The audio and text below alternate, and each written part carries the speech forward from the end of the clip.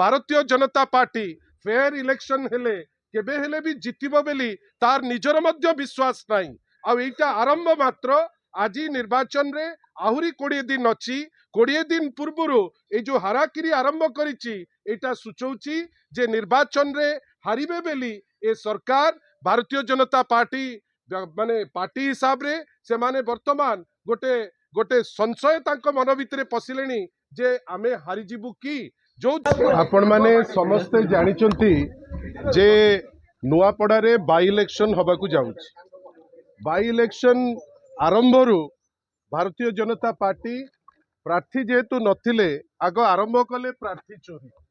वर्तमान समस्त प्रकार नियम को चुली रे देई आरंभ कर देइचंती तांकर जेमती यूजुअल जालियाती काम जोटा तांकर सिद्धहस्त सीए से कामटी सी आरंभ करिचंती। गोड़ फूल परी गोटे जगार नुआपड़ा रे जोठी गोटे शिक्षा अनुष्ठान भितरे गंड समाज को प्रलोभित करबा पाई नित्यानंद गंड महोदय जे शिक्षा मंत्री सेठिकी जाइकिरी गोटे मीटिंग करिचंती। जो मीटिंग रे इलेक्शन कमिशन रो रूल को भांगिकिरी से किछि प्रतिश्रुति देइचंती एवं कमिटमेंट देइचंती जोटा आईनतः भूल।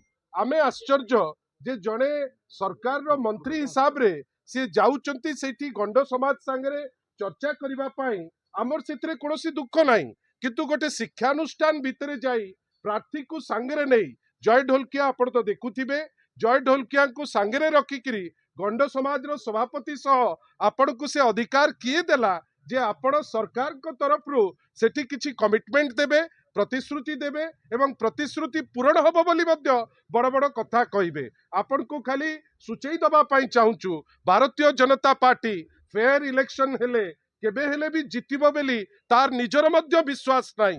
आ एटा आरंभ मात्र आज निर्वाचन रे आहुरी 20 दिन अच्छी 20 दिन पूर्व ये जो हाराकिरी आरंभ करिछि एटा सूचौछि जे निर्वाचन रे हारिबे बेली ए सरकार भारतीय जनता पार्टी माने पार्टी हिसाब रे से माने वर्तमान गोटे गोटे संशय तांको मन भितरे पसिलेनी जे आमे हारी जिबु की जो जिंस पाई ए टाइप रो इलेक्टोरल रूल्स रो भायोलेशन करिकिरी से गतकाली ए घटनाटी भियाइचंती। आज बिजू जनता दलर गोटे डेलीगेशन मुख्य निर्वाचन अधिकारी पाखु जाई सी भी आम उपरे ही वाज काइंड इनफ जे सी आमको समय मध्य देले आमे तांको संगे चर्चा कलु। से कहिचंती जे जेहेतु एटा गोटे शिक्षा अनुष्ठान आ शिक्षा अनुष्ठान रे एपरी काम अलाउड नाही से निश्चित भावे जो एक्शन आवश्यक से एक्शन नेबे।